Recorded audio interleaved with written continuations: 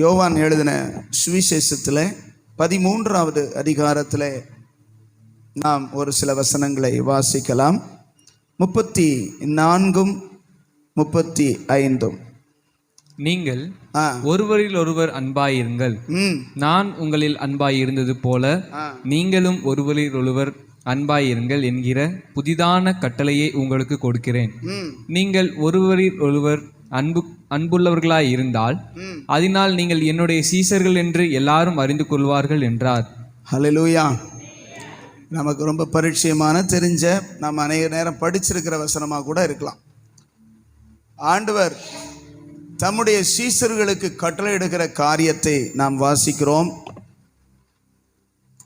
அந்த கடைசி ராபோஜன விருந்து அங்கே நடக்கிறது. 13ஆம் அதிகாரம் நீங்கள் வாசித்து பார்த்தீங்கன்னா, ஆண்டவர் சிலுவைக்கு போகிறதற்கு முந்தி அவர் அந்த ராபோஜனத்தை, அந்த பஸ்கா பண்டிகைக்கு உரியதான பஸ்கா பலி அப்படின்னு சொல்லுவாங்க, அதை புசிப்பதற்கு எங்கே உங்களுக்கு இடம் அதை இடத்த ரெடி பண்ணேன்னு கேட்கும்போது ஆண்டவர் ஒரு இடத்த சொல்லுவார். அங்கே அவர்கள் என்ன செஞ்சாங்கன்னா ராபோஜனம் எடுத்தார்கள். கடைசியாய் இயேசு கிறிஸ்து பந்தி இருக்கிற இடம். அந்த நேரத்தில் ஆண்டவர் கூடி வந்திருக்கிறதான தன்னுடைய 12 சீஷர்களையும் நோக்கி ஆண்டவர் சொல்றாரு, நீங்கள் எல்லாம் வாசிங்க பார்க்கலாம், சேர்ந்து வாசிங்க. நீங்கள் ஒருவரில் ஒருவர் அன்பாயிருங்கள், நான் உங்களில் அன்பாயிருந்தது போல நீங்களும் ஒருவரில் ஒருவர் அன்பாயிருங்கள் என்கிற புதிதான கட்டளையை உங்களுக்கு கொடுக்கிறேன். நீங்கள் ஒருவரில் ஒருவர் அன்புள்ளவர்களாய் இருந்தால், அதனால் அப்படி இருந்தால் நீங்கள் என்னுடைய சீஷர்கள் என்று யார் அறிந்து கொள்வார்? எல்லாரும் அறிந்து கொள்வார்கள் அப்படின்னு ஆண்டவர் சொல்றார். அல்லேலூயா, அல்லேலூயா சொல்லுங்க. நம்மை தேவன் ஒரு நோக்கத்தோடு அழைத்திருக்கிறார். ஆமென். கொஞ்சம் கவனிங்க, என்னைய பாருங்க, கொஞ்சம் கவனிங்க, என்ன பாருங்க. ஆண்டவர் என்னத்துக்காக நம்ம அழைத்திருக்கிறார்? தேவன் உங்களையும் என்னையும் இந்த உலகத்திலிருந்து வேறு பிரித்து தம்முடைய இரத்தத்தினால் கழுவி நம்மை பரிசுத்தப்படுத்தி எதற்காக அழைத்திருக்கிறார் சொல்லுங்க?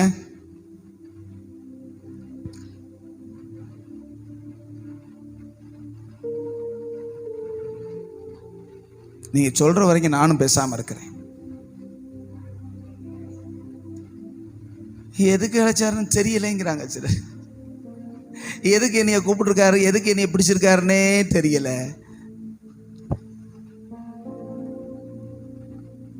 சரி, பிரதான கட்டளை என்ன? ஆண்டவர் உயிரோடு எழுந்து பரமேறு போகும் பொழுது சீசர்களுக்கு ஒரு கட்டளை இட்டார். என்ன கட்டளை இட்டார்? மத்தேயு கடைசி அதிகாரம். அதைத்தான் சொன்னேன். என்ன சொன்னாரு? நீங்கள் உலகமெங்கும் புறப்பட்டு போய் சகல ஜாதிகளையும் என்ன சொன்னாரு? சீசராக்குனார். இப்ப நாம பல ஜாதி ஜனங்களாக இருந்தாலும் இப்ப ஆண்டவர் நம்மை எதற்காக கொண்டு வந்திருக்கிறார் சொல்லுங்க, சத்தமாத்தையும் சொல்லுங்களேன். அவருக்கு சிஷ்யர்களாய். யாருக்கு? எனக்கு சிஷ்யர்களாவா? பாஸ்டருக்கு சிஷ்யனா இருக்குவா? இயேசுவுக்கு சீஷனாய் இருக்க வேண்டும் என்பதற்காகத்தான் ஒவ்வொருவரையும் அழைக்கிறார். ஆமென் சொல்லுங்களேன். இல்லை நான் விசுவாசியாவே இருந்துட்டு போறேங்கிறவங்க அல்லேலூயா சொல்லுங்க பார்க்கலாம். வெளிப்பாத்தையும் இருக்கிறீங்க. சில பேர் அதுக்கும் அல்லேலூயான்னு சொல்லிடுவாங்க. அதுக்கு தான் சொன்னேன். யாரையுமே ஆண்டவர் விசுவாசிகளாய் வைத்திருக்க அழைக்கவே இல்லை, ஆனா விசுவாசிக்க அழைத்திருக்கிறார். ஆமென் சொல்லுங்க. விசுவாசிக்க அழைத்திருக்கிறார், விசுவாசிகளாய் இருக்க அழைக்கவில்லை.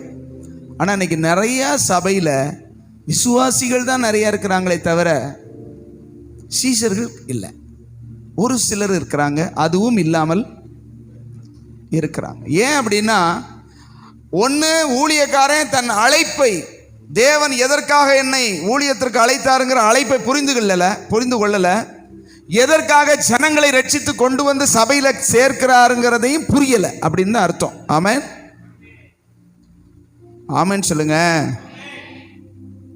இப்ப ஆண்டவர் இங்க சொல்றாரு பாருங்க, 35 சொல்றாரு, அதனால் நீங்கள் என்னுடைய சீசர்கள் என்று. எதினால்? ஒருவரில் ஒருவர் அன்பாய்.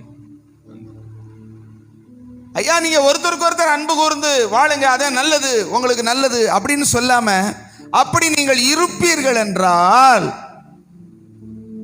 நீங்கள் என்னுடைய சீஷர் என்று அறிந்து கொள்வார்கள். அல்லேலூயா. எத்தனை பேர் உங்களை அழைச்ச குருவுக்கு சிஷ்யனா நீங்க இருக்கணும்னு விரும்புறீங்க? சத்தமா அல்லேலூயா சொல்லுங்க பார்க்கலாம்.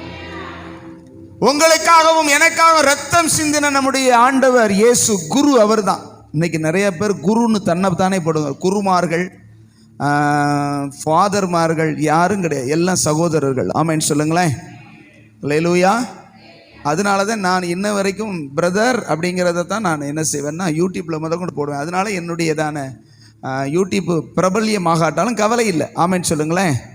நாம் எல்லாரும் சகோதரராய் இருக்கிறோம். ஆண்டவரே சொன்ன, நீங்கள் எல்லாரும் சகோதரராய் இருக்கிறீர்கள், அவர் ஒருவர் தான் உங்களுக்கு போதகராய் இருக்கிறார். ஆமென், அல்லேலூயா சொல்லுங்களேன்.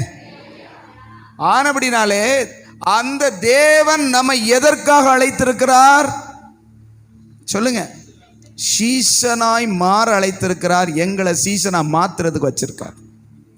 அதை சொல்லி கொடுக்கலன்னா நான் என்னுடைய அழைப்பை என்ன செஞ்சிட்டேன் சொல்லுங்க?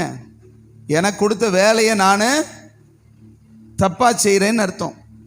நீங்க சீசனா மாறலைன்னா அழைப்பை மறந்து பிழைப்பை நோக்கி ஓடிக்கொண்டிருக்கிறீர்கள் என்று அர்த்தம். புரிஞ்சவங்க அல்லேலூயா சொல்லுங்க பார்க்கலாம். விசுவாசிகளாய் இருக்கிறவர்களுடைய எதிர்பார்ப்பு என்ன ஆகும்? இயேசுநாட்ட என்ன கிடைக்கும்? இயேசுநாட்ட வந்தா என்ன ஒரு மாதிரியா பார்க்குறீங்க? விசுவாசிகள் எதை விசுவாசிப்பார்கள்? அவர் எனக்கு எல்லாம் தருவார். ஆமென் சொல்லுங்களேன். அவர் என் தேவைகள் எல்லாம் தருவார், அவர் என் குறைவுகள் எல்லாம் நிறைவாக்குவார், அவர் என் வியாதியை மாற்றுவார், எனக்கு இருக்கிற பிரச்சனையை மாற்றுவார், நான் விசுவாசிக்கிறேன். அதோட சரி. சீசர்கள் என்ன சொல்வார்கள்?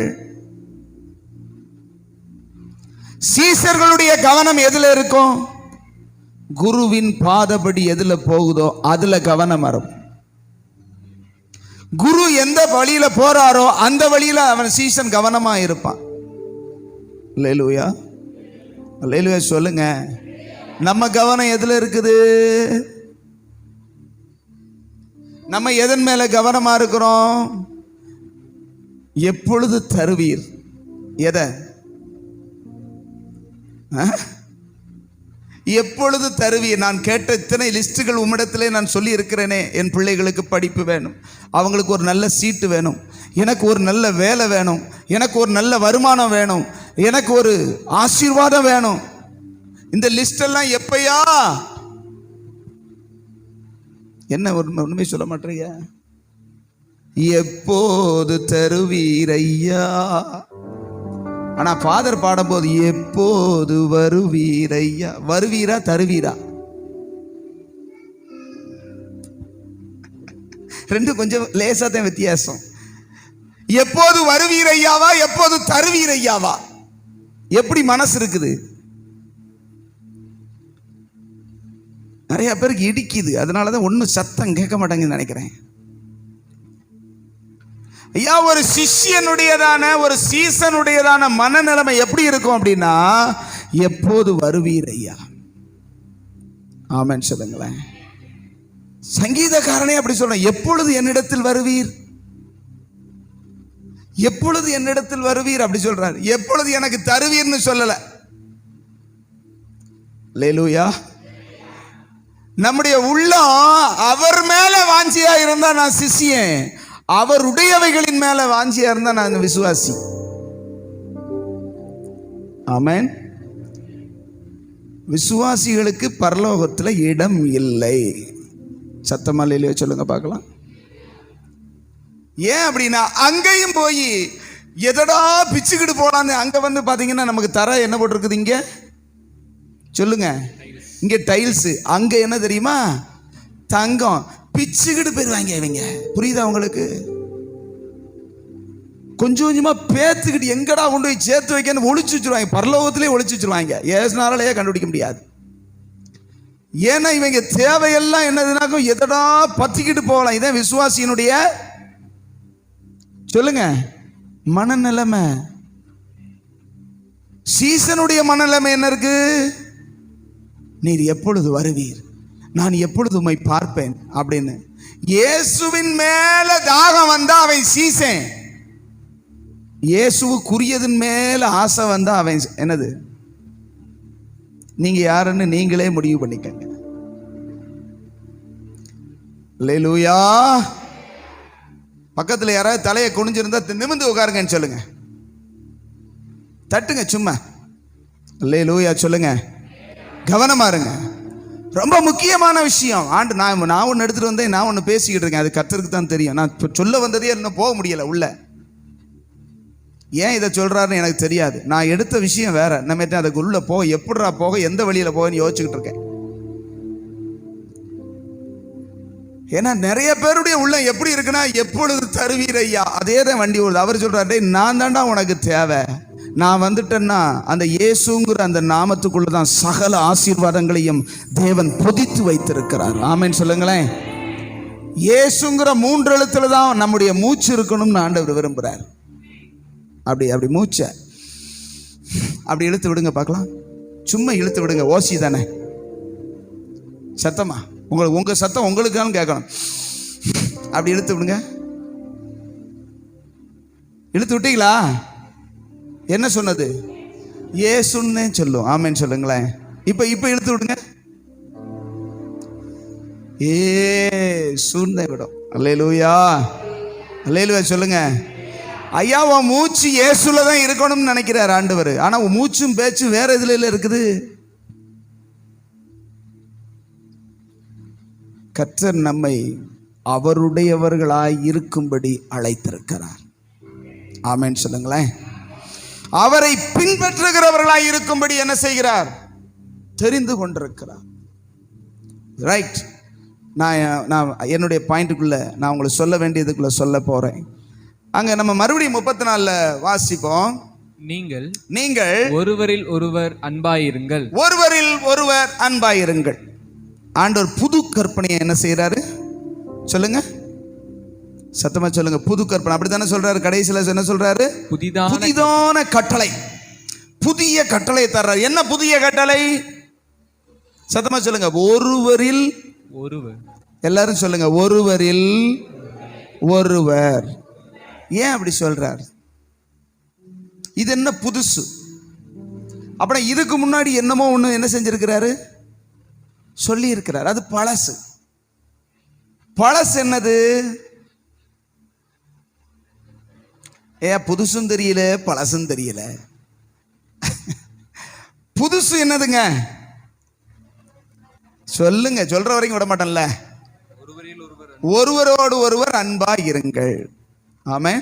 ஒருவரில் ஒருவர் அன்பாய் இருங்கள். பழசு என்னன்னு கேட்டீங்கன்னா, ஒருவரில் அன்பாய் இருங்கள். யாரு? நீ உன் தேவனாகிய கர்த்தரிடத்தில் அன்பு கூறு. ஆமென். எல்லாரும் சேர்ந்து கர்த்தரிடத்தில் அன்பு கூறுகிறது லேசு. ஆனா ஒருவரில் ஒருவர் அன்பு கூறுகிறது புதுசு, கஷ்டம்.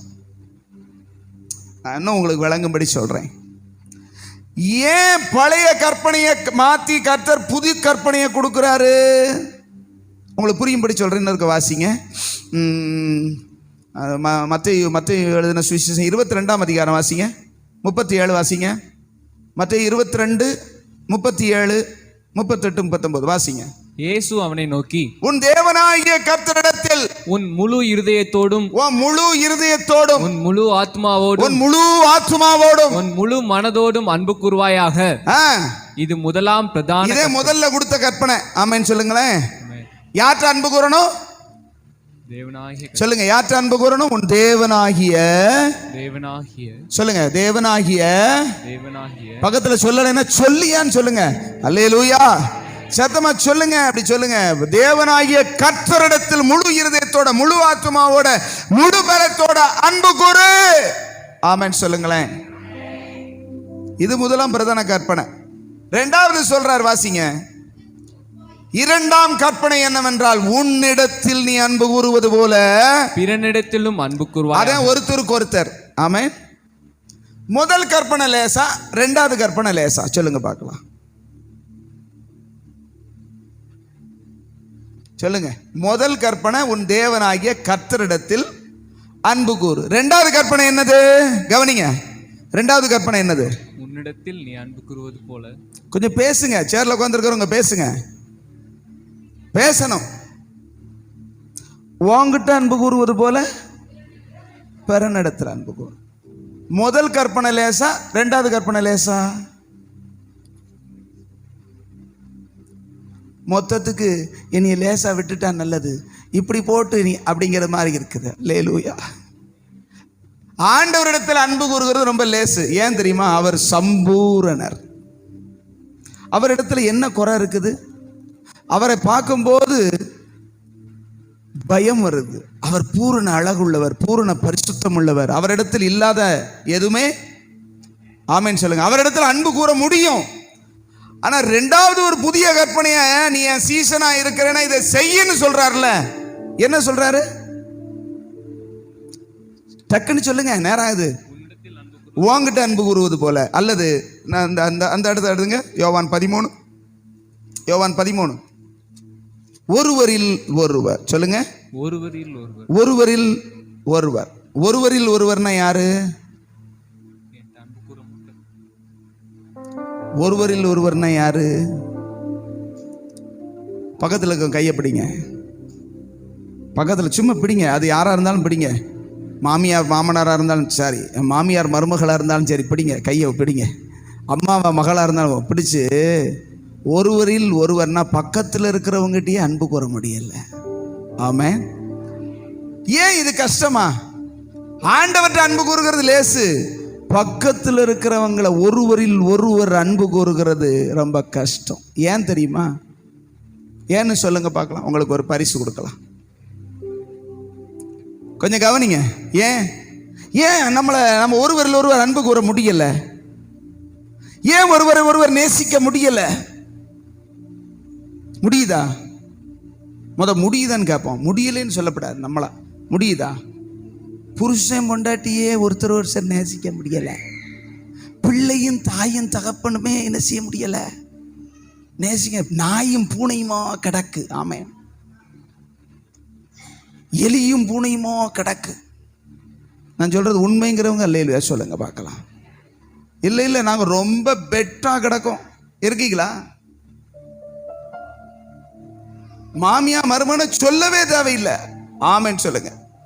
எங்கேயாவது மாமனாரும் மருமகனுக்கும் சண்டை வந்திருக்குதா? அது என்ன தெரியல, மாமியாருக்கும் மருமகளுக்கும் அப்படிப்பட்ட ஒத்துமை. அல்லேலூயா, அல்லேலூயா.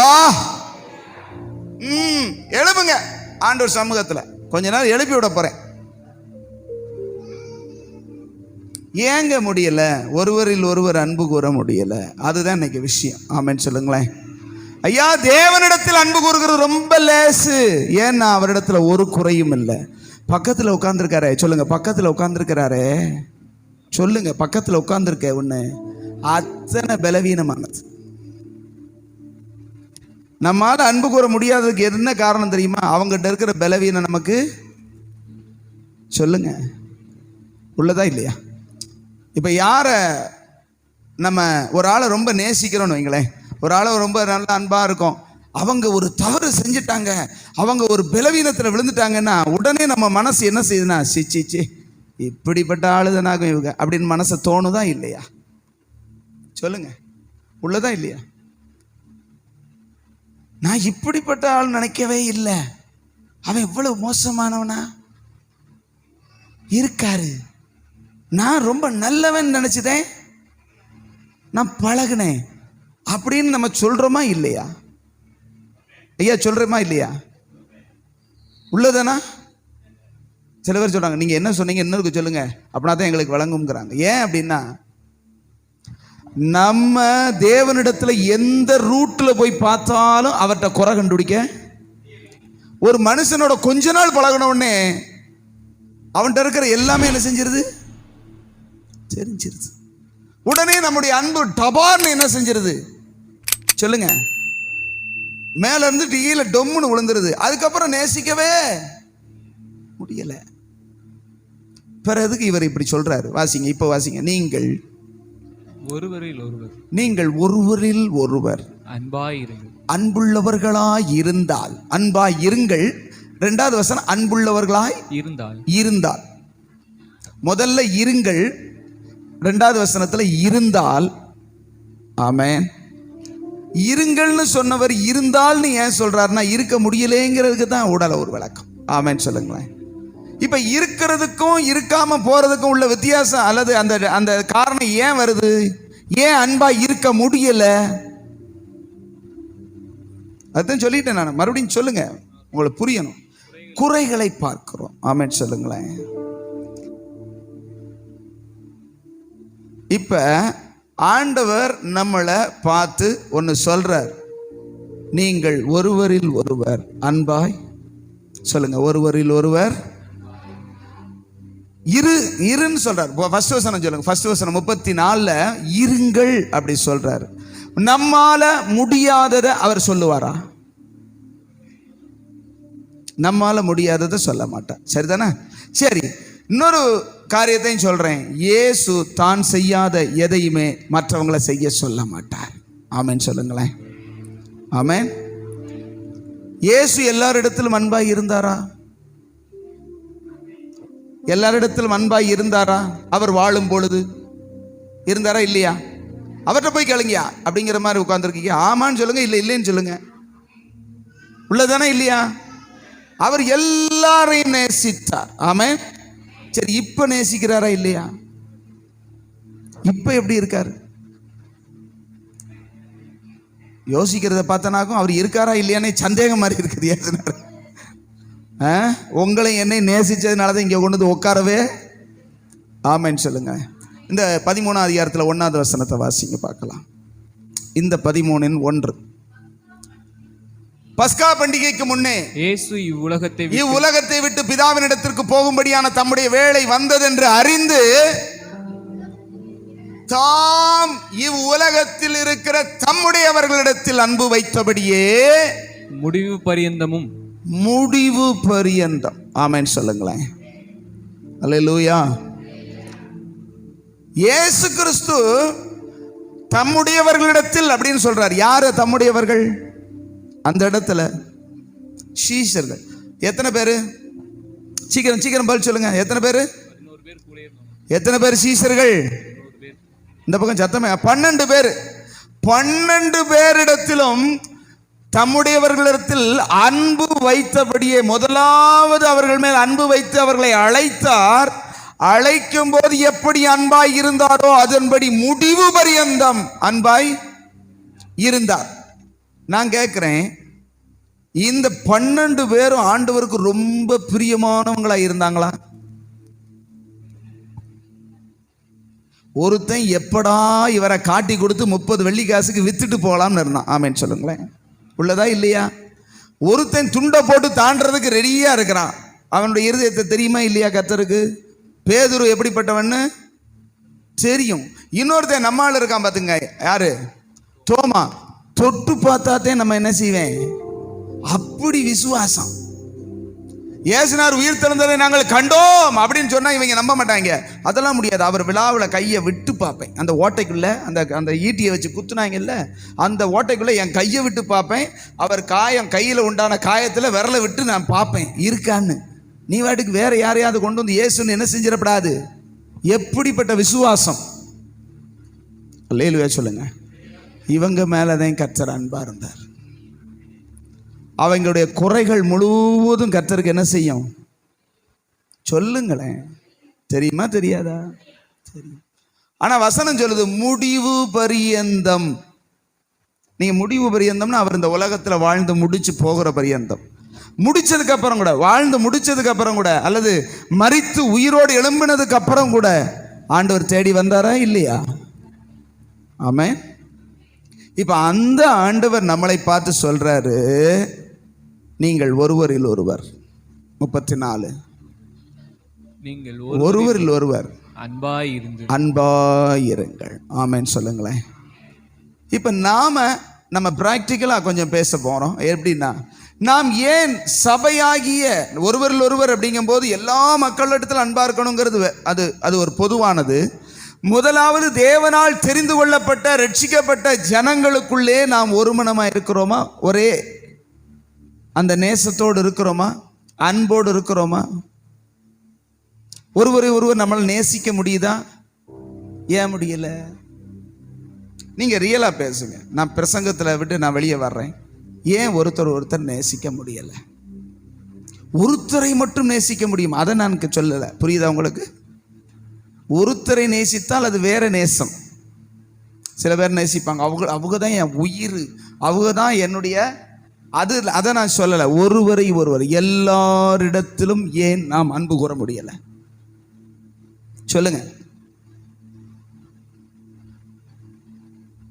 பதில் சொல்லுங்களேன். நான் ஏற்கனவே சொல்லி கொடுத்துருக்கிறேன். அவங்களுடைய குறைகள் நமக்கு என்ன செய்யுது? தெரியுது. சரி, ஏன் இப்படி குறை உள்ளவர்களை வைத்து ஒருவரில் ஒருவர் நேசமா இருங்கள்னு ஆண்டவர் சொல்றார்? அடுத்த கேள்வி, நம்மகிட்ட குறை, சரி இங்க குறையே இல்லாத மனுஷன் இருந்தா கையை உயர்த்துங்க. எந்த குறையுமே என்கிட்ட கிடையாது, எந்த பாவமுமே என்கிட்ட கிடையாது அப்படிங்கிறவங்க இருக்கீங்களா? இருக்கீங்களா? அந்த அவரை தட்டி விடுங்க. ரைட், கவனிங்க. எந்த குறையும் இல்லாத யாராவது இருக்குமா? இருக்குமா? ஏதாவது ஒரு குறை நம்மகிட்ட இருக்கு. ஆண்டவர் சொல்றார், குறைய பார்த்து குறைய நேசிங்கிறார். எதை பார்த்து? ஆண்டவர் நிறைவுள்ளவர். ஆண்டவரிடத்திலே பூரணமான நிறைவு இருக்கிறது. அவர் அன்பில் நிறைந்தவர், பரிசுத்தத்தில் நிறைந்தவர். அந்த நிறைவானவர் குறைவானவர்களை நேசிக்கிறது ரொம்ப கஷ்டம். அவர் நேசிச்சு காட்டிட்டார். அல்லேலூயா. நான் சொல்றது புரியுதா உங்களுக்கு? நான் ரொம்ப பெர்ஃபெக்ட்னு சொல்றவன் பெர்ஃபெக்ட் இல்லாதவனை நேசிக்க முடியாது. பெர்ஃபெக்டத்தை விரும்பும். என் குறைய நான் உணரும் போது நான் மற்றவன் குறைய பெருசா நினைக்க மாட்டேன். புரிஞ்சவங்க மட்டும் அல்லேலூயா சொல்லுங்க பார்க்கலாம். ஏன் மற்றவங்களை நேசிக்க முடியல? சொல்லுங்க. இல்ல, ஏன் குறைய நான் உணரல. நான் எப்படிப்பட்டவன்னு சொல்லி உணர்ந்தேன்னா என்கிட்ட கிடக்கு 1000 ஓட்டை, அவங்க கிட்ட இருக்கிறது கொஞ்சம். அதனால என்னைய விட அவங்க. அதனால தான் சொல்லப்பட்டிருக்கிறது வசனம், ஒவ்வொருவனும் தங்களை விட மற்றவர்களை மேன்மையுள்ளவர்களாக கருத வேண்டும். ஆமென் சொல்லுங்களேன். நம்ம இந்த மனநிலை, வசனம் சொல்லுகிறதான இந்த மனநிலைமைக்கு வந்தனா, இப்ப நம்ம பக்கத்துல உட்கார்ந்து இருக்கிறாங்க யாரோ ஒருத்தர், அவங்கள நம்மளால நேசிக்க முடியல. ஏன் முடியலைன்னா, இவங்களை என்னத்த அப்படின்னு நினைக்கும் போதுதான் நேசிக்க. இவங்களை விட நான் ரொம்ப மோசமானவன்னு நினைச்சேன்னா அவங்கள நேசிக்க முடியும். புரிஞ்சவங்க மட்டும் ஆமென் சொல்லுங்களேன். அப்ப நம்முடைய பலவீனத்தை நாம் உணராத வரையில் அடுத்தவனுடைய பலவீனம் தான் நமக்கு பெருசா தெரியும். ஆமென் சொல்லுங்களேன். கொஞ்சம் டஃப்பா இருந்தாலும் பரவாயில்ல, சத்தியம் கொஞ்சம் டஃப்பா தான் இருக்கும். ஆமென் சொல்லுங்களேன். நான் எளிமையா எவ்வளவு புரியும்படி விளக்க முடியுமோ மறுபடியும் விளக்குறேன். நாம் ஆண்டவருடைய சீசர்களாய் மாற வேண்டுமானால் எல்லாரோடும் என்ன செய்ய வேண்டும்? அன்புள்ளவர்களாய் இருக்க வேண்டும். மாறித்தான் ஒருவரில் ஒருவர் அன்பாய் இருந்துதான் ஆகணும். அந்த அன்பாய் இருக்க முடியாதபடிக்கு தடுக்கிறது என்னன்னா, என்னைய விட அவன் மோசம்னு நினைக்கும் போதுதான் அவனை நேசிக்க முடியல. என்னைய விட அவன் கீழானவன் அப்படின்னு யாரு? ஜாதியிலேயோ வசதியிலேயோ அழகிலேயோ அந்தஸ்திலேயோ மற்ற எந்த காரியத்திலும் என்னை விட அவன் சொல்லுங்க, நமக்கெல்லாம் அவன் தகுதி இல்லை அப்படிங்கிற மனநிலைமை நமக்குள்ள இருக்கிறதுனாலதான் நான் உயர்ந்தவன், நான் பெர்ஃபெக்ட், நான் எல்லாத்தையும் இருக்கிறேன், என்னளவுக்கு யாரும் என்ன ஒரு மாதிரியா பாக்குறீங்க? சரிதானா? என்னளவுக்கு யாரும் கிடையாதுன்னு நினைக்கிறவன் எவனோடையும் அன்பா இருக்க, இணைந்திருக்க முடியவே செய்யாது. ஆமென் சொல்லுங்களேன். நிறைய வசனங்கள் இருக்குது, நான் சொல்றதுக்கு டைம் இல்லை, இருந்தாலும் ஸ்பீடா நான் சொல்லி போறேன். என்ன நான் உணர்ந்து, என் நிலைமையை நான் அறிந்து, என் பலவீனத்தை நான் கிறிஸ்துவுக்குள் உணர்ந்து கொண்டேனானால் மற்றவர்களை என்னை விட மேலானவர்களாய் பார்த்து அவர்களோடு அன்பு செலுத்த, அவர்களோடு இணைந்து போக முடியும். அப்படி நினைச்சு ஒவ்வொருவரோட அன்பா இருந்தோம்னா நம்மளை பார்க்கிறவங்க இவர்கள் கிறிஸ்துவனுடைய சீஷர்கள் என்று சொல்லுவார்கள். ஆமென் சொல்லுங்களேன். உங்களை பார்த்து ஆண்டவருடைய சீஷர், இவன் கிறிஸ்துவன், கிறிஸ்துவன், கிறிஸ்து இவன். கிறிஸ்தவன் என்னது? கிறிஸ்து இவன். உங்களை பார்த்து கர்த்தருடைய பிள்ளையாகிய உங்களை பார்த்து உலகத்தான் சொல்ல முடியுமா? கிறிஸ்து இவன், கிறிஸ்து இவள் சொல்ல முடியுமா? இவர்கள் கிறிஸ்துவனுடைய சிஷ்யர்கள் சொல்ல முடியுமா? ஏன் முடியல? ஏன் முடியல? நம்ம ஒருத்தரோட ஒருத்தர் அன்பா இருக்க முடியல. ஏன் முடியல? மனசுல ஆகணும். சொல்லுங்க. நம்மை குறித்து நம்ம சரியான விதத்தில் என்ன செய்யல, அறியல. நம்ம ஒருவேளை நாம் என் பக்கத்தில் இருக்கிறவர்கள் ஒரு காரியத்தில் வீக்கா இருக்கலாம், ஏதோ ஒரு காரியம், சரியா? ஆனா அந்த காரியத்தில் நான் பெர்ஃபெக்டா ஓரளவுக்கு சரியா இருக்கலாம். ஆனா என்னிடத்தில் இருக்கிற வீக்கு பலவா இருக்கலாம், அவங்க கிட்ட இல்லாத வீக் என்கிட்ட இருக்கலாம். கர்த்தர் என்ன சொல்றாருன்னா, ஒரு ஆவிக்குரியவன் அல்லது கிறிஸ்துவுக்குரியவன், ஒரு சீசன் அப்படின்னா எப்படிப்பட்டவனா இருக்கணும்னா மற்றவர்களை தாங்குகிறவனா இருக்கணும். சொல்லுங்க பார்க்கலாம். சொல்லுங்க. மற்றவர்களை தாங்கிறதுனா என்னது? கையில் உட்காருங்க, நான் கொஞ்ச நேரம் அப்படியா? அவங்க எதில் பலவீனமாக இருக்காங்களோ அதில் உதவி செய்யணும். சொல்லுங்களேன். உங்க பக்கத்தில் இருக்கிறவங்க கிட்ட இருக்கிற பலவீனத்தை கர்த்தர் உங்களுக்கு எதுக்கு காட்டுறாரு தெரியுமா? உங்க வீட்டுக்கு பக்கத்தில் இருக்கிறவங்க ஒரு காரியத்தில் ரொம்ப வீக்கா இருக்கிறாங்க, கர்த்தர் உங்களை அந்த இடத்துல வச்சிருந்து அதை பார்க்க வைக்கிறாருன்னா என்ன அர்த்தம் தெரியுமா? நீ அந்த தப்பை செய்யாத. அவங்க வீக்கா இருக்காங்கல்ல, அவங்க அதில் விழுந்து அவங்க எப்பயுமே சீரியல் தான் பார்ப்பாங்க. அதனால நானும் போய் அவங்களோட சீரியல் பார்க்குறேன்னா சீரழிஞ்சு போக வேண்டியதேன். ஆமென் சொல்லுங்க.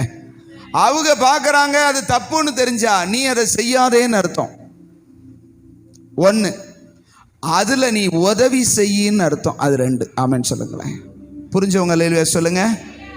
லேலுயா. அன்புள்ளவர்களாக இருந்தால் என்ன செய்வாங்க? அவர்கள் செய்கிற தவறை அவர்களுக்கு உணர்த்தி அதிலிருந்து விடுதலை பெறுவதற்கு அவர்கள் என்ன செய்வாங்க? சொல்லுங்க. உதவி செய்வோம். இப்போ நீங்கள் நம்ம எல்லாருமே கர்த்தரால் அழைக்கப்பட்டவர்கள். ஆண்டவர் அந்த வசனத்தில் 34:1 வாசிங்க மறுபடியும். ஒருவரில் ஒருவர். சத்தமா சொல்லுங்க. ஒருவரில் ஒருவர். எல்லாம் சேர்ந்து வாசிங்க. ஒருவரில் ஒருவர். இப்ப நான் அவருடைய பலவீனத்தை பார்த்து குறை சொல்லாமல் அதிலே அவருக்கு உதவி செய்கிறேன். ஆமென்.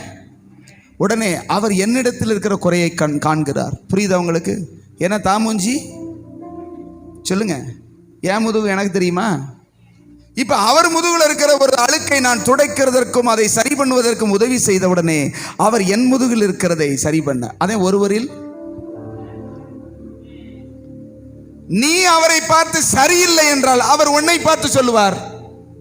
சொல்லுங்களேன். நீ என்ன யோக்கியமாக்கும் வருமா? வராதா? நீங்கள் ஒருவரில் ஒருவர் கடித்து பட்சித்தீர்களானால், அப்படி சொல்லப்பட்டிருக்கு கலாத்தியர்ல. ஒருவரை ஒருவர் தாங்குங்கள். இந்த வசனத்தை வாசிங்க. சீக்கிரம். இன்னைக்கு ஆண்டவர் கடுமையான உபதேசத்தை தான் கொடுக்குறாரு. இருந்தாலும் சரியா நம்ம கற்றுக்கொண்டோம்னா நாம் என்ன செய்வோம்? வாசிங்க. 5:15 கலாத்தியர். நீங்கள் ஒருவரை ஒருவர் கடித்து பட்சித்தீர்களானால் அழிவீர்கள். அப்படி ஒருவரால் ஒருவர் அழிக்கப்படாதபடிக்கு. இங்கேயும் சொல்றார், ஒருவரால் ஒருவர் அழிக்கப்படாதபடிக்கு எச்சரிக்கையாயிருங்கள். 6:4 அவனவன் தன் தன் சுய கிரியையை சோதித்து பார்க்க அவனவன் தன் தன் நிலைமைய செயல்பாடுகளை சோதித்து பார்க்க கடவன். சொல்லுங்க, பார்க்க கடவன். கடவன். அப்பொழுது மற்றவனை பார்க்கும் போது அல்ல, அடுத்தவனை பார்க்கும் போது அல்ல, தன்னையே பார்க்கும் போது மேன்மை பாராட்ட அவனுக்கு இடம் உண்டாகும். அல்லேலூயா சொல்லுங்க. இன்னொரு இடத்துல ஒருவரை ஒருவர் தாங்குங்கள் அப்படி சொல்லப்பட்டிருக்கிறது. ஆமென் சொல்லுங்களேன். தாங்குவதற்கு பதில் தாக்க ஆரம்பித்துவோமானால் அவர்களும் தாக்கத்தான். சொல்லுங்க. கர்த்தர் சொல்றாரு, உன்னை நான் அழைச்சது என்ன பின்பற்றுகிற சீஷனா இருக்கும்படி. ஆமென். அவருடைய சீஷனா இருக்கணும்னா நீ ஒருவரில் ஒருவர் அன்பா இருக்கணும். சொல்லுங்க, ஒருவரில் ஒருவர் அன்பா இருக்கும். ஒருவரில் ஒருவர் அன்பா இருக்க முடியாம போறதுக்கு காரணம் ஏதோ நாம் காண்கிற அடுத்தவரிடத்துல காண்கிற குறை. சொல்லுங்க, ஏதோ ஒரு பலவீனம், ஏதோ ஒரு காரியம் அவர்களை நேசிக்க முடியாமல், அவர்களிடத்தில் அன்பு கூற முடியாமல் என்ன செய்து சொல்லுங்க தடுத்து விடுகிறது. அதற்கு காரணம் என்னன்னா, நாம் பெர்ஃபெக்ட் நினைக்கிற ஒரே ஒரு மனநிலைமை. ஆமென் சொல்லுங்களேன். யாராவது பெர்ஃபெக்டா இருக்கிறீங்களா? நான் எல்லாத்துலேயும் கம்ப்ளீட்டா பெர்ஃபெக்டா இருக்கேன்னு சொல்ல முடியுமா? அவர் ஒரு காரியத்தில் பலவீனமா இருந்தார்னா நான் ஒரு காரியத்தில் பலவீனமா இருக்கேன். ஆமா, ரெண்டும் பலவீனம் தானே. பிறகு ஏன் நேசிக்க முடியல அப்படின்னா, நான் சரியா இருக்கேங்கிற நினைவு தான். ஒரு காரியத்தில் நீ நல்லா இருக்கலாம், கர்த்தர் உனக்கு ஒரு காரியத்தை கற்றுக் கொடுத்துருக்கலாம், உன்னை மேன்மையா வச்சிருக்கலாம். ஆனா இன்னொரு காரியத்தில் நீ பலவீனமாத்தே இருப்ப. அதை உணர்ந்தா நீ எல்லாரோடும் நேசமா இருக்கலாம். ஆமென் சொல்லுங்களேன். அல்லேலூயா. இந்த மனநிலைமை வராம நீ ஊழியமும் செய்ய முடியாது. நீ குடும்பம் நடத்தினாலும் சரி, யார் எந்த நிலைமையில இருந்தாலும் சரி, ஆண்டவருடைய சித்தத்தை செய்யவே முடியாது. ஆமென் சொல்லுங்களேன். ஆண்டவர் நம்மிடத்துல எதிர்பார்க்கிற புதிய கற்பனை என்ன? ஒருவரில் ஒருவர் அன்பாயிருங்கள். கடித்து பட்சிக்காமல், ஒருவரை ஒருவர் குறை சொல்லாமல், ஒருவரை ஒருவர் முறைக்காமல், ஒருவர்கிட்ட இருக்கிற குறைய சுட்டி காட்டாமல், தாங்குகிறவர்களாய், உதவி செய்கிறவர்களாய், அதிலே அவர்களை தூக்கி விடுகிறவர்களாய் நாம் இருக்க வேண்டும் என்று தேவன் எதிர்பார்க்கிறார். ஆமென் சொல்லுங்களேன். எத்தனை பேருக்கு நான் சொல்றது புரியுது? நாம் தேவனுடைய பிள்ளைகள் அப்படின்னு அழைக்கப்படுறோம். வாசிங்க, இன்னும் ஒரு வசனத்தை வாசிக்கிறோம். நமக்கு சமயம் ஒரு 10 நிமிஷம் இருக்கிறது. யோவான் எழுதின நிருபத்தில் எடுத்து வாசிங்க. 4ஆம் அதிகாரம் 20வது வசனத்தை வாசிக்கலாமா? 1 யோவான் 4:20. தேவனிடத்தில் அன்பு கூறுகிறேன் என்று ஒருவன் சொல்லியும். முதலாவது கற்பனையாகிய முதல்ல ஆண்டவர் சொன்னார்ல, பழைய கற்பனை, தேவனிடத்தில் உன் தேவனாகிய கர்த்தரிடத்தில் அன்பு கூறுவாயாக என்று சொல்லி அதை செய்கிறவன் தன் சகோதரனை பகைத்தால், தன் சகோதரனை அப்படின்னா கூட பிறந்தவனை இல்ல, கூட பிறந்தவன் மட்டும் இல்ல, கிறிஸ்துவுக்குள் நாம் அனைவரும் சகோதர. ஆமென் சொல்லுங்க. புரியுதுங்கிறவங்க சத்தமா அல்லேலூயா சொல்லுங்க பார்க்கலாம். நாம் யாவரும் எப்படி இருக்கிறோம்? கிறிஸ்துவுக்குள். சத்தமா சொல்லுங்க, சகோதர சகோதர. சத்தமே இந்த பக்கம் வர மாட்டேங்குது, லெஃப்ட் பக்கம், என்னன்னு தெரியலையே. வாசிங்க. தன் சகோதரனை பகைத்தால் அவன் பொய்யன். அவன் பொய்யன்னா என்ன அர்த்தம்? அவன் பொய்யன்னா என்ன அர்த்தம்னா, நான் தேவனை நேசிக்கிறேன்னு சொல்றதே பொய். தான் கண்ட சகோதரனிடத்தில், தான் கண்ணினால் காண்கிற சகோதரனிடத்தில் அன்பு கூற முடியாதவன், அன்பு கூறாமல் இருக்கிறவன், அதே அன்பு கூறாமல் போகிறவன், தான் காணாத கண்ணால் பார்க்க முடியாத தேவனிடத்தில் எப்படி அன்பு கூறுவான்? நான் ஆண்டவரை ரொம்ப நேசிக்கிறேன், நான் ஆண்டவர் மேல அப்படி பிரியமா இருக்கேன், நான் ஆண்டவர் அவ்வளவு உயிருக்கு உயிரா நேசிக்கிறேன். பொய், பொய். என்ன பொய்? நீ ஆண்டவரை நேசிச்சா ஆண்டவருடைய வசனத்தின்படி உன்னை ஒப்பு கொடுப்ப. ஆண்டவர் நேசிக்கிறவன் ஆண்டவர் சொல்றதை கேட்பான். ஆண்டவர் என்ன சொல்றாருன்னா, நீங்கள் ஒருவரில் ஒருவர். உன் சகோதரனையே உன்னால நேசிக்க முடியல. ஏன்னா அவன் அப்படி இருக்கான், அவன் இப்படி, அவன்கிட்ட அவ்வளவு குறை இருக்கு, அவன்கிட்ட போச்சு, அவன்கிட்ட பேசினாலே போச்சு. இப்படி இருக்கிறவங்களோட ஒட்டினா நமக்கு சரியா வராது. ஏன் உன்கிட்ட இத்தனை குறை இருந்து உன்னை கர்த்தர் நேசிக்கிறார்? இல்லைன்னு சொல்ல முடியுமா? கர்த்தர் உங்களை நேசிக்கிறாரா இல்லையா? அவர் நேசிச்சதுனால தானே இதுவரைக்கும் கைவிடாம இருக்காரு. ஆமென் சொல்லுங்களேன். எந்த குறையுமே என்கிட்ட கிடையாதுங்க, அதனாலதான் என்னை நேசிக்கிறாருங்கிறவங்க சத்தம் அல்லேலூயா. கவனமா இருக்கணும். எந்த குறையும் இல்லையா, எல்லாத்துலயும் பெர்ஃபெக்ட்டா, அதனால நம்மளை நேசிக்கிறாரு கர்த்தர். 1000 குறை இருந்தும் குறைவற்ற நேசத்தோடு நம்மை நேசிக்கிறார். ஆமென். ஏகப்பட்ட ஓட்ட வாழ்க்கையில, ஆனாலும் அவர் அன்புல மட்டும் ஓட்ட விழுகல. ஆமென் சொல்லுங்களேன். 100 தடவை விழுந்து விழுந்து எந்திக்கிறோம், ஆனா அவரு ஒவ்வொரு தடவையும் தூக்கி தூக்கி முத்தமிடுறாரு. ஆமென்னே சொல்ல மாட்டேங்களே. இளைய மகனை போல அவரை விட்டு தூரமா ஓடி போய் நாசமா போய் எல்லாத்தையும் இழந்துட்டு, குடிக்க கஞ்சி இல்லாம பண்ணி திங்கிற தவிடு கூட கிடைக்காம பரிதாபமா முடி வளர்த்து சட்டையும் கிட்டையும் அழுக்கா பண்ணியோட பண்ணியா படுத்து கிடந்து புத்தி தெளிஞ்சு அப்பாட்ட வர்றான்.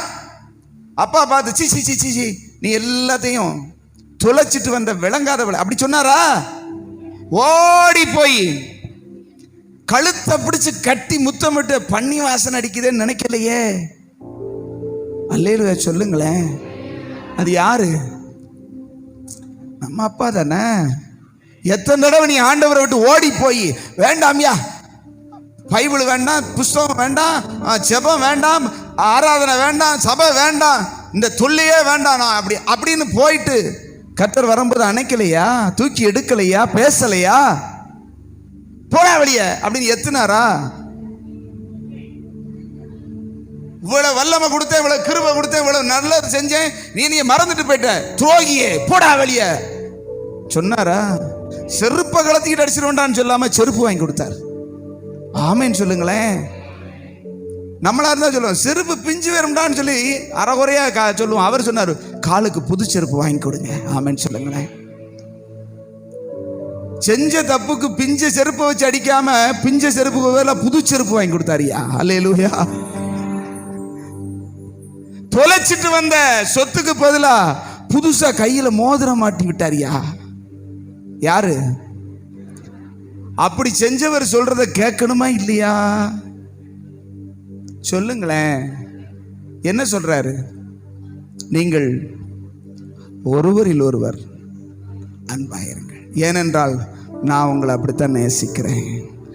நான் எப்படி உங்களை நேசிக்கிறேனோ அப்படி நீங்க மற்றவங்களை நேசிச்சீங்கன்னா என் சீஷனா இருப்பீர்கள்.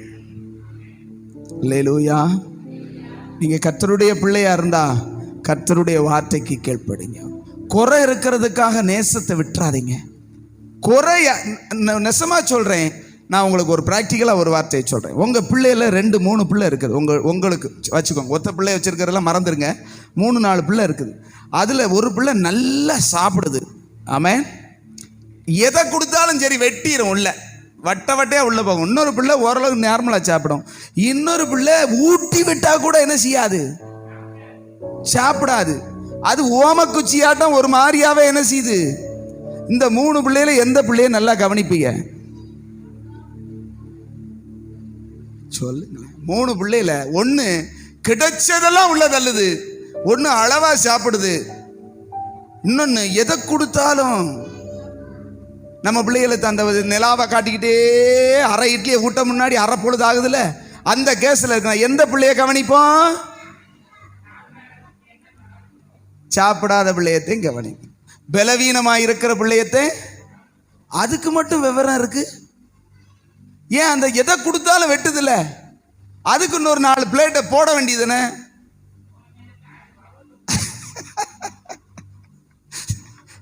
ஏங்க நமக்கு தெரியுது பலவீனமாக இருக்கிற பிள்ளையத்தை நல்லா என்ன செய்யணும், கவனிக்கணும். அதுக்குத்தான் நல்லதை பொல்லதை எப்படியாவது தேத்துறதுக்கு. ஆமென். அதே சேம் மைண்டில் தான் கர்த்தர் நீங்கள் பலவீனமாக இருந்தீங்கன்னா உங்களை சிறப்பாக கவனிக்கிறார். ஆமென் சொல்லுங்களேன். நீங்கள் எதில் விழுந்து போகிறீங்களோ உங்களை சிறப்பான கவனம் எடுத்து அவனுக்காக ஜெபம் பண்ணுறா, அவனுக்காக என்ன செய்ய அப்படின்னு சொல்லி எங்களையும் போட்டு புடுங்குன்னு பிடுங்கி உங்களுக்காக ஜெபம் பண்ண வச்சு உங்களை தேத்துறதுக்கு முயற்சி பண்ணுறார். ஆமென் சொல்லுங்க. ஆனால் நம்ம மட்டும் ஒரு பலவீனனை பார்த்தா சி இவன்ட்ட இந்த பலவீனம் இருக்கு, இவனை ஒதுக்கிடுவோம். இது யார் புத்தி? புரிஞ்சவங்க அல்ல சொல்லுங்க. ஐயா அப்பா அப்படித்தான் செய்யறாரு. நம்ம பிள்ளைகளுக்கு நம்ம அப்பாவா இருந்து பலவீனமான பிள்ளைகளுக்கு என்ன செய்யறோம்? ஒரு பூஸ்ட வாங்கி என்ன செய்ய, ஒரு ஹார்லிக்ஸை வாங்கினாலும் குடிக்கட்டும். ஆமென் சொல்லுங்களேன். அதே சேம் மைண்ட் நமக்கு எது வரணும்னா, பலவீனத்தை பார்க்கும்போது அவர்களோடு இன்னும் அதிக அன்பை கொடுத்து அவர்கள் பலவீனத்தில் தாங்கணும். சொல்லுங்க பார்க்கலாம். ஆமென். புரிஞ்சவங்க அல்லேலூயா சொல்லுங்க.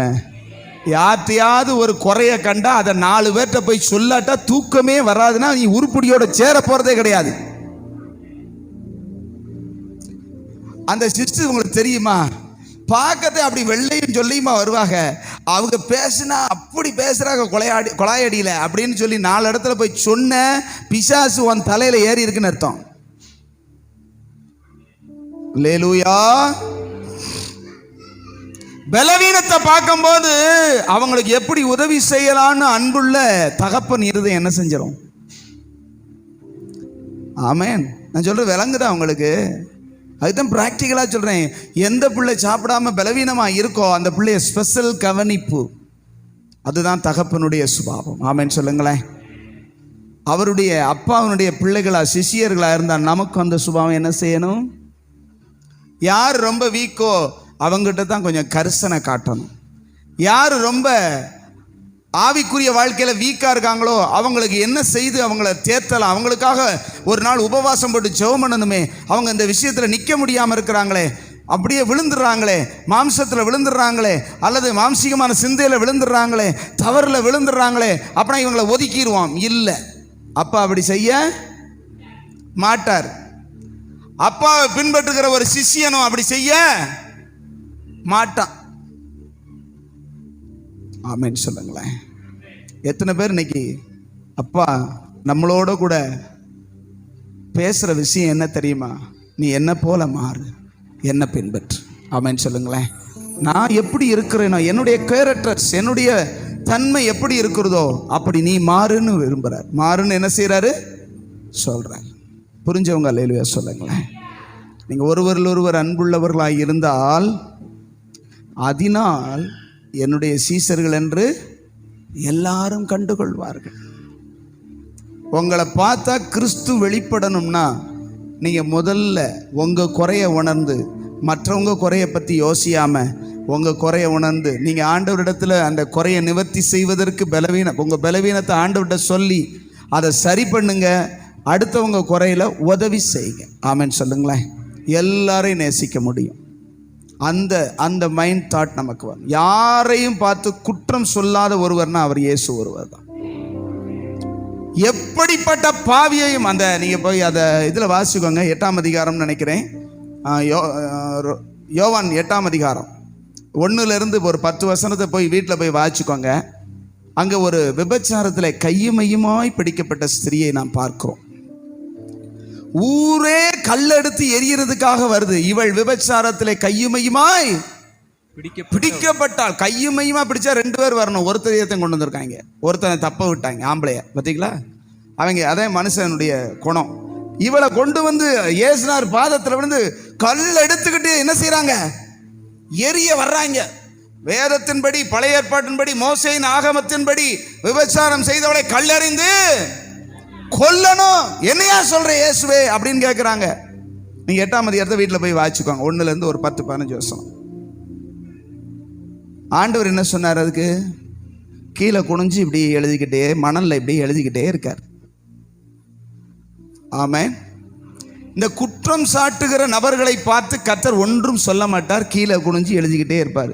என்ன எழுதுறாருன்னா, நீ எல்லாம் யோக்கியமாடான்னு எழுதியிருப்பாரான்னு நினைக்கிறேன். யார் பரிசுத்தவான் அப்படி எழுதியிருப்பாரான்னு தெரியல. உடனே மறுபடியும் கேட்டாங்களாம். என்ன செய்யணும் சொல்லும்.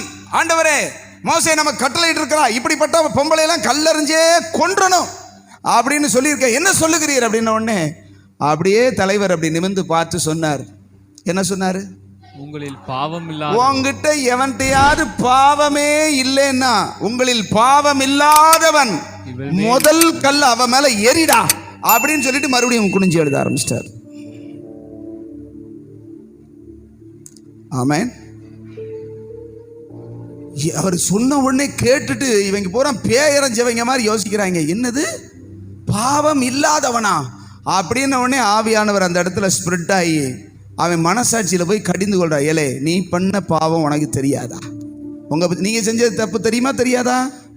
உங்க உள்ளத்துக்கு தெரியுமா தெரியாதா? தெரியும். அந்த ஐயோ, நான் அதுல தப்பு செஞ்சிருக்கனே, நான் விபச்சாரம் செய்யல, ஆனா அந்த தப்பு செஞ்சிருக்கேன், அதுல செய் அப்படின்னு அப்படியே உணர்த்தப்பட்டு கல்லை தூக்கிக்கிட்டு வெறியோட நின்னவங்க அப்படியே கை கீழே வருது, கல்லு கீழே ஓடுது, கல்லை கீழே தொப்பு தொப்பு தொப்பு தொப்புன்னு விழுகுது. பிறகு துண்டை காணும் துணியை காணும்னு பின்னாடியே பின்னங்கால் பிடதியில் தெரிக்க ஓடி போயிட்டாங்க. சிறியோர் முதல் பெரியோர் வரைக்கும் ஒவ்வொருத்தனா போயிட்டான். ஒருத்தன் இல்லை, கல்லை தூக்கிட்டு வந்த ஒருத்தனையும் காணும். ஆமென் சொல்லுங்க. அவங்களுக்கு தெரிஞ்சிருக்கு. ஆண்டவர் சொல்லிவிடுவார், டே இந்த விஷயத்துல நீ பாவம் செஞ்சியா இல்லையா, உன்னைய தாண்டா முதல்ல கல்லறியான்னு சொல்லிடுவாரு. அப்படின்னு நினைச்சாங்களோ இல்லையோ, அந்த மனசாட்சியினால் கடிந்து கொள்ளப்பட்டு அவர்கள் ஒவ்வொருவராய் போய்விட்டார்கள். இயேசுவும் அந்த பெண்ணும் தனித்திருந்தார்கள். இயேசு சொன்னார், நானும் உன்னை கல்லறியவும் போறதில்லை, சொல்லறியவும் போறதில்ல, இனி போ, பாவம் செய்யாதே அப்படின்னு மன்னிச்சு அனுப்பினார். ஆமென் சொல்லுங்களேன். யாரையும் அவ நான் பாவம் செய்யல ஆண்டவரே, நான் விபச்சாரம் செய்யலைன்னு சொல்லவே இல்லை. அவ ஒத்துக்கிட்டா. எல்லாருக்கும் முன்பதாக கையுமையுமா பிடிக்கப்பட்டு வந்துட்டா. ஆண்டவர் சமூகத்தில் என்ன செஞ்சுட்டாங்க, போட்டுட்டாங்க. அவ தான் பாவம் செய்ததை ஒத்துக்கொண்டாள். ஒத்துக்கொண்டவள் மன்னிக்கப்பட்டு போனாள். ஒத்துக்கொள்ளாதவங்க எல்லாம் ஓடி போனாங்க. ஆமென் சொல்லுங்களேன். அந்த மனசாட்சியில கடிந்து கொள்ளப்பட்டு பாவம் செய்யலைன்னா கல்லெறிஞ்சிருப்பான். பாவம் செஞ்சேன்னு உணர்ந்தவனே ஏன் ஒப்பு கொடுக்கல ஆண்டவர்கிட்ட ஆண்டவரே நாங்களும் பாவம் செய்திருக்கிறோம், அப்ப நான் என்ன செய்யணும்னு கேட்டிருக்கணும்ல. ஆண்டவர் உடனே இவனை படுக்க போட்டு எல்லாரும் கல்லறிங்கடான்னு சொல்ல போறாரு? நீயும் போ பாவம் செய்யாதுன்னு தானே சொல்ல போறாரு. அல்லேலூயா, அல்லேலூயா சொல்லுங்க. ஆண்டவர் ஒருத்தனையும் கை நீட்டி குற்றம் சொல்லாதவர். குற்றம் இருந்தால் அந்த குற்றத்தை அவனுக்கு உள்ளேயே உணர்த்தி அறிக்கை செய்ய வைத்து மன்னித்து மறுவாழ்வு தருகிறவர். ஆமென் சொல்லுங்களேன். அவருடைய சிஷ்யர்களாய் அழைக்கப்பட்டிருக்கிற நாம் மற்றவங்களை பார்த்து கை நீட்டுவதற்கு அல்ல. சொல்லுங்க, இது எல்லாரும் சொல்லுங்க. அவருடைய சீசர்களாய் அழைக்கப்பட்டிருக்கிற நான் மற்றவர்கள் குறையை பார்த்து கை நீட்டி சொல்ல அல்ல, அதை பார்க்கும்போது எனக்குள்ள என்ன குறை இருக்குன்னு உணர்றதுக்காக கர்த்தர் காட்டுறார். ஆமென். ஒரு ஆளை நமக்கு முன்னாடி தப்பு செய்ய, தப்பா நடக்க, தப்பா பேச, தப்பா வாழ வைக்கிறாரு, பார்க்க வைக்கிறாரு. நான் எனக்கு முன்னாடி அவங்க தப்பு செய்யறாங்க அப்படின்னா என்ன அர்த்தம்னா, நீ அதை தப்ப செய்யாதேன்னு உனக்கு சொல்லி கொடுக்கிறார். அவன் தப்பு செய்யறான், நான் தப்பு செஞ்சா என்ன அப்படி சொல்றதுக்கு இல்ல. அவன் சீசன் கிடையாது, அவன் ஆண்டவருடைய பிள்ளைய கிடையாது. ஒரு ஆளை தப்பு செய்ய வச்சு உன்னைய பார்க்க வைக்கிறார்னா நீ அந்த தப்பை செய்யாதேன்னு கர்த்தர் சொல்றார். படம் போட்டு பாடம் நடத்துறார். ஆமென் சொல்லுங்க. படம் போட்டு பாடம் நடத்துறார். அவனை பார்த்து இந்த தப்பு செய்யா, அந்த தப்பை செஞ்சா, அப்படி இப்படின்னு சொல்றதுக்கு இல்ல. குற்றம் சாட்டுகிற வேலை வேற ஒருவனுடைய வேலை. யாருடைய வேலை? சோன்சோ வேலை. அந்த வேலையை நம்ம செய்ய வேண்டாம், மன்னிக்கணும். ஆமென் சொல்லுங்களேன். குற்றங்களை மூடுகிறவன் சிநேகத்தை நாடுகிறான். ஆமென். ஒரு ஆள் ஒரு தப்பு செஞ்சிட்டாரு, அதை தண்டரா போடுறவன் அதை மூடி, அதை மறைச்சு, அதை அதை சரிப்படுத்துறவன் தான் அன்புள்ளவன். ஆமென் சொல்லுங்களேன். அப்படி எழும்பி நிற்போமா ஆண்டவர் சமூகத்தில்? நான் உம்முடைய சீஷனாய், உம்மை பின்பற்றுகிறவனாய் நம்ம எல்லாம் எழும்பி நிற்கலாம் தேவ சமூகத்தில். நம்மிலே ஆயிரம் குறைகள் இருந்தாலும் கர்த்தர் கொஞ்சம் கூட குறையாத அன்போடு கூட நம்மை நேசிக்கிறார். ஹல்லேலூயா, ஹல்லேலூயா. ஆண்டவர் சமூகத்தில் நம்மை தாழ்த்துவோம். ஆண்டவரே, நாங்கள் ஒருவரில் ஒருவர் அன்பாய் இராதபடிக்கு, நாங்கள் ஒருவரில் ஒருவர் அன்பு கூற முடியாதபடிக்கு எங்களிடத்திலே காணப்படுகிறதான மேட்டிமையான சிந்தனை சொல்லுங்க. ஆண்டவரே, நான் ரொம்ப பெர்ஃபெக்ட்டுங்கிற நினைவு, நான் ரொம்ப சரியா நடக்கிறேங்கிறதான ஒரு மன நிலைமை எனக்குள்ள வேண்டாம்ப்பா. நான் குறைவுள்ளவன். அப்போஸ்தலனாகிய பவுல் சொல்லுகிறார், என்னிடத்தில் யாதொரு குறைவையும் நான் காணலை, தேடி பார்த்தா கூட கிடைக்கல, அதனால நான் நீதிமான் ஆகிறதில்லை, என்னை நியாயம் விசாரிக்கிறவர் கர்த்தரே. ஹல்லேலூயா. ஐயா, தேடி பார்த்தாலும் குற்றம் இல்லாட்டா கூட நீ குற்றமற்றவன் அப்படின்னு கிடையாது. கர்த்தர் ஒருவருக்குத்தான் உன் குற்றம் தெரியும். அவர் உணர்த்தும் போது தான் அது தெரியும். ஆமென் சொல்லுங்களேன்.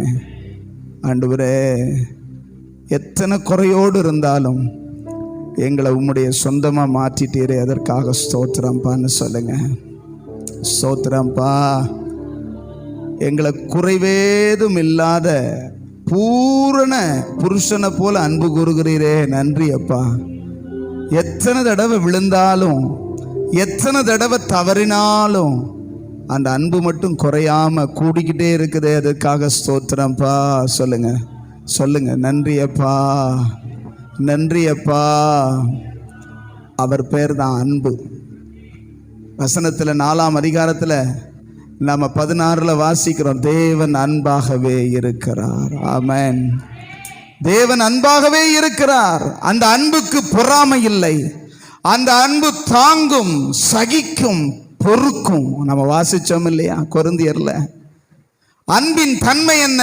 அது சகலத்தையும் தாங்கும். அடுத்தவர் செய்கிற குற்றங்களை சகிக்கும், பொறுக்கும். அது தற்பொழிவை நாடாது, சினம் கொள்ளாது. ஆமென். அந்த அன்பு நம்ம நிரப்பணும். ஆமென் சொல்லுங்களேன். அந்த தெய்வ அன்பு நம்மளை நிரப்பணும். ரோமர் 5ஆம் அதிகாரம் 5வது வசனத்துல தேவனுடைய அன்பு உங்கள் இருதயங்களில் ஊற்றப்பட்டிருக்கிறது என்று சொல்லப்பட்டிருக்கிறது. பரிசுத்த ஆவியினாலே அந்த அன்பு ஊற்றப்பட்டா நம்ம யாரையும் குற்றம் சொல்ல முடியாது. ஆமென் சொல்லுங்களேன். ஹல்லேலூயா. Thank you Jesus. எல்லாம் அப்படியே உணர்ந்து அப்படியே ஸ்தோத்திரம் பண்ணுங்க. ஆண்டவரே, எவ்வளவு குற்றம் உள்ளவனாய், எவ்வளவு பலவீனம் உள்ளவனாய், எவ்வளவு குறை உள்ளவனாய் நான் இருந்தாலும் உங்க அன்பு மட்டும் குறையாம இருக்கிறத போல நானும் ஒவ்வொருவரோடும் நாங்கள் நேசித்து அன்பு செலுத்தி உம்முடைய சீசர்களாய் வாழ எங்களுக்கு கிருபை தாங்கப்பா. அன்பே அன்பே அன்பே ஆருயிர் உறவே, ஆனந்தம் ஆனந்தமே, ஆனந்தம் ஆனந்தமே. அன்பே அன்பே அன்பே ஆருயிர் உறவே, ஆனந்தம் ஆனந்தமே, ஆனந்தம் ஆனந்தமே. அவருடைய அன்பை நீங்க அறிஞ்சா, அவருடைய அன்பினால் நிரம்பினா ஆனந்தம் தான். உங்களை துக்கப்படுத்துறதுக்கு ஒண்ணுமே இல்லை. ஆமென் சொல்லுங்களேன். சொல்லுங்க. அப்பா அப்பா, உங்க அன்பினால என் இருதயத்தை நிரப்புங்கப்பா. ஆண்டவரே, குற்றம் உள்ளவர்களை பார்த்து கொஞ்சமும் குறையாத நேசமே, அந்த நேசத்தால என்ன நிரப்புங்கன்னு சொல்லுங்க. பரிசுத்த ஆவியானவர் உங்கள் இருதயங்களில் அந்த அன்பை ஊற்றுவார். தேவனுடைய அன்பினால் நிரப்பப்படும் பொழுது யாரையும் நீங்க கை நீட்டு குற்றம் சொல்லாதபடிக்கு ஆண்டவர் உங்களை அருமையாய் நடத்துவார். ஹல்லேலூயா.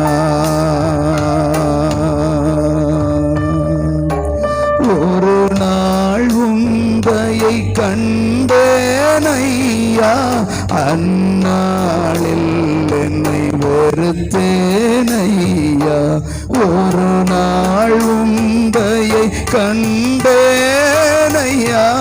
அந்நாளில் என்னை வெறுத்தேனையா. உந்தையை பெரிதையா என்னே, உந்தையை பெரிதையா, உந்தையை பெரிதையா என்னே, பெரிதையா. அன்பே அன்பே அன்பே ஆருயிருலகே, ஆனந்தம் ஆனந்தமே, ஆனந்தம் ஆனந்தமே. உன் வாழ்க்கையில் இருக்கிற எல்லா துக்கங்களுக்கும் மாற்றாக ஆனந்த மகிழ்ச்சியினாலே கர்த்தர் நிரப்புவதற்காக, உன்னுடைய எல்லாவித ட்ரைனஸ்களுக்கும் உன்னுடைய எல்லா வறட்சிகளுக்கும் மாற்றாக தேவன் தம்முடைய அன்பை உன் இருதயத்திலே ஊற்ற விரும்புகிறார். ஆண்டவர் உன் இருதயத்தில் தேவனுடைய அன்பை ஊற்றி, ஓ நீயும் சமாதானமாக, நீயும் சந்தோஷமாக, மற்றவர்களையும் சந்தோஷப்படுத்தும்படியாக கர்த்தர் உன்னை மாற்ற விரும்புகிறபடினால நல்ல கையை தட்டி, அப்பா உங்க அன்பினால் என்னை நிரப்பி விடுங்க.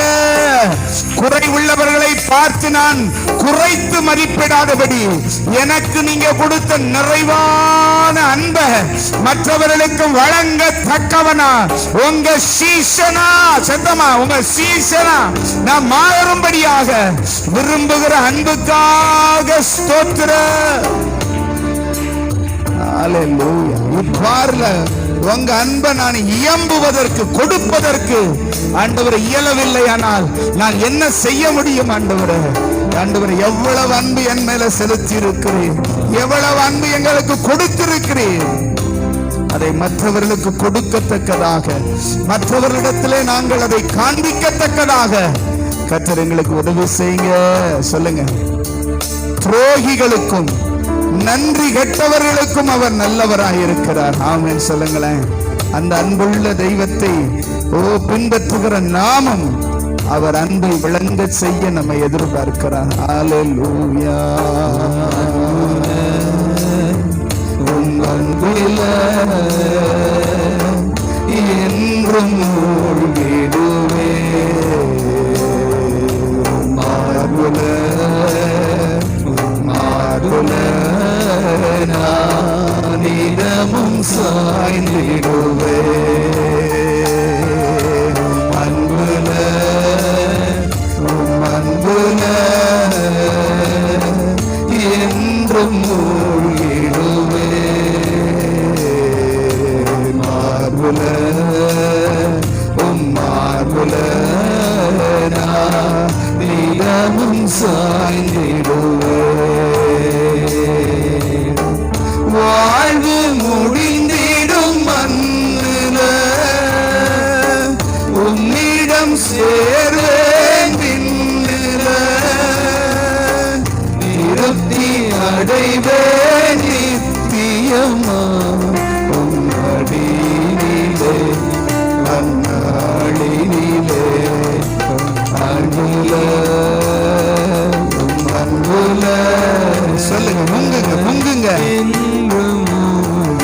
நீ விரும்பின ஆண்டவர் உன்னை அன்பினால் நிரப்ப விரும்புகிறார்.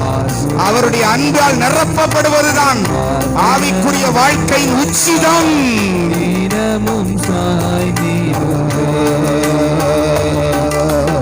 அன்புல அன்புல என்றும் மூழ்கிடுவே, மார்புல மார்புல நிறமும் சாய்ந்திடுவே, நிறமும் சாய்ந்திடுவே. அப்பாவின் அன்பு மார்புல நீங்க சாஞ்சிருக்கிற ஒரு அனுபவத்தை கர்த்தர் தர விரும்புகிறார்.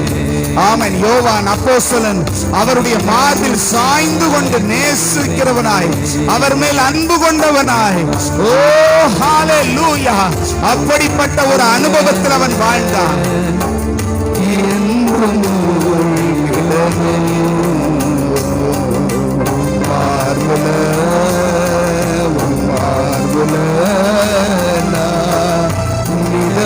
சாய்ந்திடணும் அன்பில் மூழ்கிடணும். தகப்பனே, உங்க அன்புக்குள்ள எங்களை நிரப்பிடுங்க. அதுதான் நீர் எங்களை குறித்து வைத்திருக்கிற திட்டம். நாங்க உங்க அன்புல நிரப்பப்பட்டு உங்க சிஷ்யர்கள் அந்த உலகத்துல நடமாடணும்னு விரும்புறதற்காக உமக்கு ஸ்தோத்திரம். உங்க அன்பினால நிரப்புங்க. உங்க அன்புல முங்கி இருக்க உதவி செய்ய. இந்த உலகத்துல வாழ்வு முடிந்து ஆண்டவரே உம்மின்னில உம்மிடத்துல சேரும் போது உங்க அன்பினால் நிரப்பப்பட்டு உம் சாயலாய் காணப்பட கர்த்தர் எங்களுக்கு கிருபை தாங்கப்பா. ஒவ்வொருவருக்கும் கிருபை தாங்க. இது புரியுதோ புரியலையோ, இந்த வார்த்தைகள் உங்களுக்கு விளங்குதோ விளங்கலையோ, ஆனாலும் கர்த்தர் அவர்களுடைய மனக்கண்களை திறந்து நீர் ஆண்டவர் உங்க அன்பினால் நிரப்பும்படி ஜெபிக்கிறேன். இயேசுவின் நாமத்தில் ஜெபித்து ஜெயம் எடுக்கிறோம் நல்ல பிதாவே. என் ஆத்துமாவே கர்த்தரை ஸ்தோத்திரி, என் முழு உள்ளமே பரிசுத்த நாமத்தை ஸ்தோத்திரி. என் ஆத்துமாவே கர்த்தரை ஸ்தோத்திரி, கர்த்தர் செய்த சகல உபகாரங்களையும் மறவாதே. ஆமென், ஆமென். ஹல்லேலூயா, ஹல்லேலூயா. God bless you. கர்த்தர் உங்களை ஆசீர்வதிப்பாராக.